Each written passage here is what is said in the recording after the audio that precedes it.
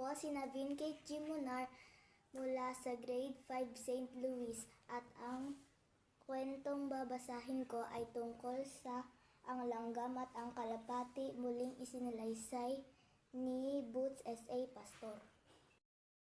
Umiinom sa ilog ang kalapati nang mula sa nakayungyong na sanga ng puno. Sa di kalayuan ay nahulog ang isang langgam.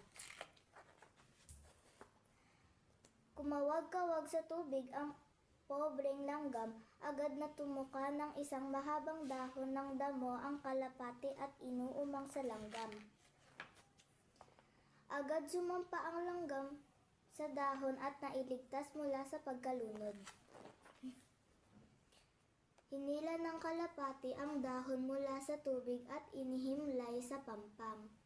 "Maraming salamat, kaibigan kong kalapati," wika ng langgam. "Utang ko sa iyo ang aking buhay."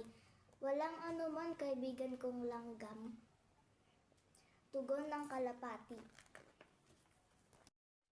Sa sandaling iyon ay dumating ang isang mangangaso. Pagkakita sa mangangaso ay kagyat na lumipad ang kalapati.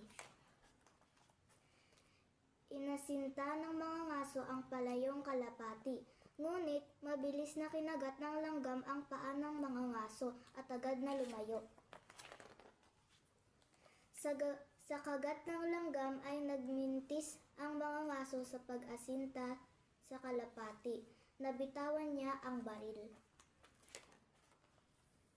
Samantala, nagpatuloy ang kalapati sa paglipad patungo sa kaligtasan.